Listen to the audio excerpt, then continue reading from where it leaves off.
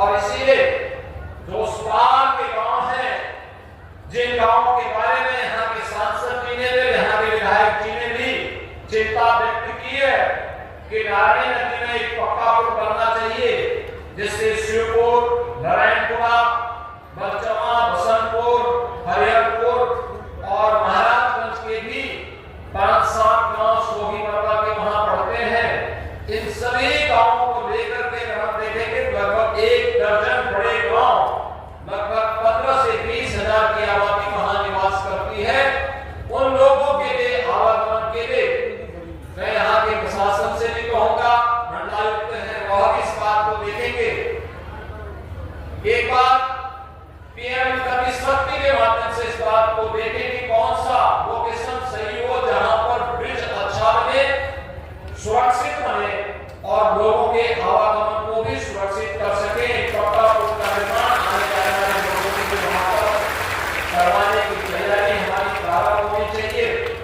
सर्वे के कार्य अभी से प्रारंभ हो जाए, बरसात समाप्त होने के बाद पानी कैसे कम हो, कार्य प्रारंभ हो जाए,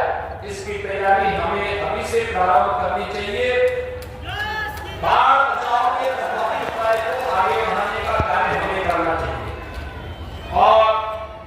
चितौनी हिसार प्रबंध के बीच के कार्य को भी प्राथमिकता के आधार पर सिंचाई विभाग के लोग आगे बढ़ा करके इस पूरे क्षेत्र को बाढ़ बचाव की स्थायी समस्या का समाधान और आवागमन के लिए लोगों के लिए सुविधा हो सके, ये हम प्रावधान कर सके। बहनों भाइयों, सरकार संकट के समय आपके साथ है, आपके सुख में आपके साथ सुखी होना चाहती है, लेकिन आपको कहीं दुख न उठाना पड़े, सरकार इसके लिए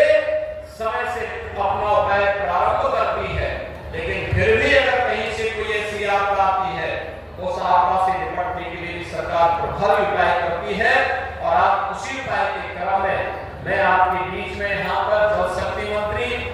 यहाँ के माननीय सांसद, यहाँ के सभी माननीय विधायकों के साथ आप फिर मैं आपके बीच यहाँ पर उपस्थित हुआ हूँ। आज के इस अवसर पर मैं आप सबको इस बारे में आश्वस्त करता हूँ कि डबल इंजन की जो सरकार है, मोदी जी के नेतृत्व में पूरे देश के अंदर जो कार्य हो रहे हैं, इन कार्यों को आज गरीबों को लाभ प्राप्त हो रहा है। याद करिए, ये जनपद मुसहर